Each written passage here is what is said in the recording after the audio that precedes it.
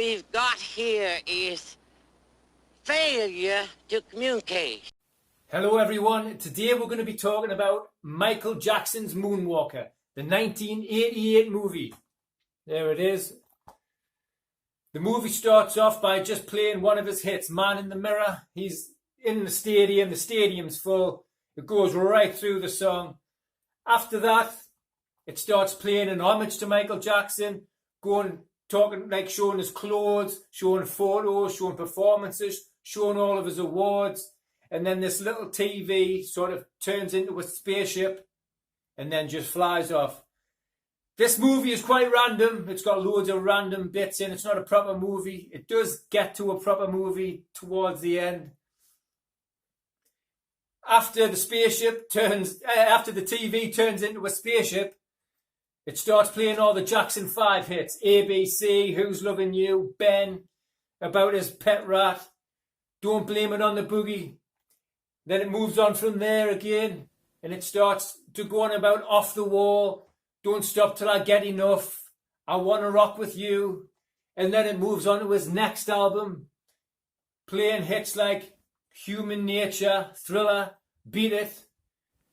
And then this movie is based around the time that the Bad album came out. This is basically a promotion for the Bad album. It's got all the music from Bad in. It starts off after the Thriller bit with a video of Bad. A little kid does the whole video with his little group of friends.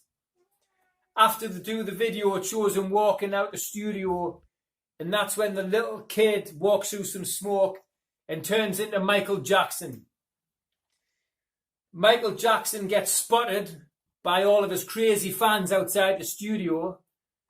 The crazy fans are sort of made of plasticine. I'm not sure if it's CGI or plasticine. I'm not sure what sort of special effects they use, but it looks like sort of plasticine, and as if it would be start-stop animation. MJ starts getting chased by all these crazy fans. He ends up hiding out in some warehouse where he dresses as a rabbit, comes out the door and fools everybody. Everybody thinks he's now this rabbit creature. Then he gets on a bike, does a little dance, jumps off, rides away on the bike. Then the bike turns into a motorbike, and then everybody starts chasing him again. The fans chasing him. It's got all your basic genres of fans. It's got your fat Americans. It's got your Japanese taking loads of photos. It's got your family. It's got your crazy women. Now, after giving chase, it's to the song Speed Demon, which is on the Bad album. Loads of crazy stuff happening in this little chase. At one point, he ends up in a jetpack and flying into the sky, and then comes back down to his bike. Then, at the end, when he gets away from everybody, he takes off the rabbit costume. He turns around, turns back, and the rabbit costume has came to life. And then he starts having a dancing competition against the rabbit costume. But I think because the rabbit costume has been on him, he must have somehow learned all his moves, and they have this competition. But at the end of the competition, they get wrong because it's meant to be a no dance zone. A bit like Footloose. Then after that, it goes on to one of his other songs, which is Leave Me Alone, and plays the video to that. 35 minutes in. And this is where the real movie begins. So, the story begins. Michael Jackson plays Michael Jackson. Joe Pesci plays Mr. Big, Frankie Ledeo. It starts off, 3 kids are on a roof. It looks quite scenic, the sky and everything. They watch Michael come out the door, and Joe Pesci and his army start shooting at Michael. Machine guns, loads. Somehow Michael gets away. Then it goes to a cutscene. The cutscene tells you why Joe Pesci is trying to kill Michael Jackson. While playing with the kids in a field, playing with the dog wanders off. The dog wanders off into Joe Pesci, I should say, Mr. Big's secret scary spider lair. Now, as they're there, they're spying on Mr. Big, and Mr. Big is saying how a young customer is a loyal customer for life. He wants to start selling drugs to playgrounds, selling drugs to kids, get all the kids hooked on drugs, but they get caught, and he knows that Michael's there, and that's why he tries to shoot him. Schoolyards. And remember, a younger customer always turns into a loyal customer. Remember that. Remember that. Every kid in school will ever take drugs because of me. Because of me. I want everybody to know. Everybody. So then it cuts back to where they've been shooting him, and they're chasing him around, chasing him all over through the streets. Michael Jackson, like Usain Bolt, he's flying all over the place, ends up at a dead end. Now, Michael Jackson sees a shooting star, he makes a wish,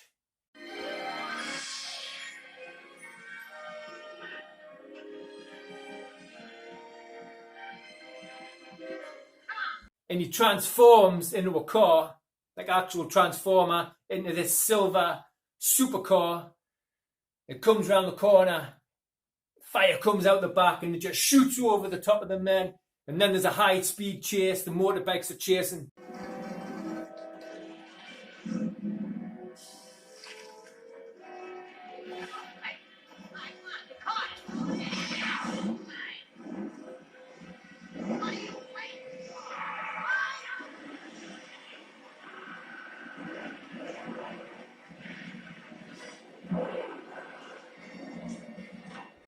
And that's when he gets to Club 30. He walks into Club 30, which was an old sort of derelict building covered in cobwebs. But as you open the door, loads of light comes flashing through the door. He walks in, and it's like a 1920s club. He stands there, bit of a stare out between everyone, reaches into his pocket, flips a coin. The coin goes right across the room, into the jukebox. On comes Smooth Criminal.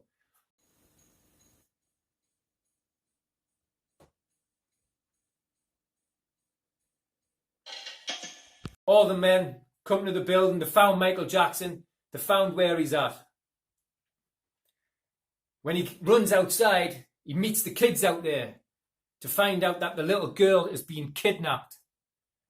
And all they find on the floor is a teddy covered in tarantulas. Don't touch it. Oh no, Michael, you gotta help her. What can he do? Let's see what I can do.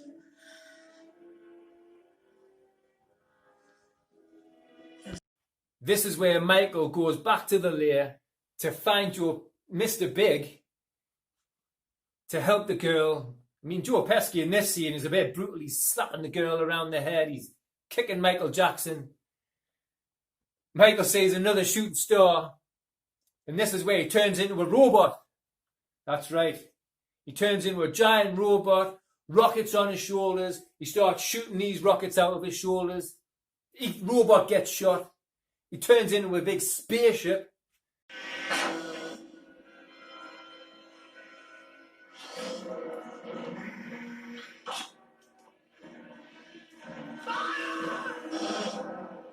So, he saves the children.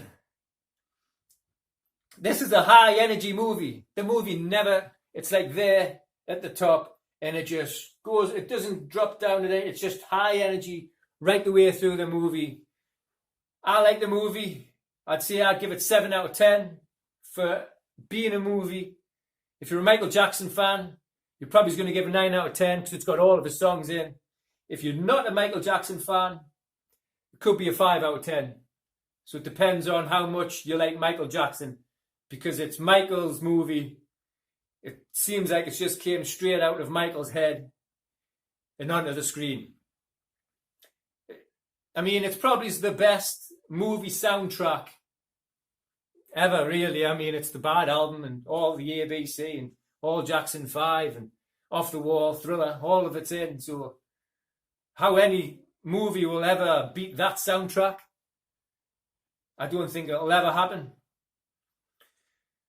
Now, at the end of the movie, that's when Michael, he gets on the stage for the final time and sings "Come Together" from the Beatles, because obviously he owns some of the Beatles music. And that's how the movie ends. I mean, I'm tired just talking about it. But it's a high energy movie. It's worth a watch. If you've got kids, Sunday afternoon, sit them down, enjoy the music, finish it off, Come Together by the Beatles.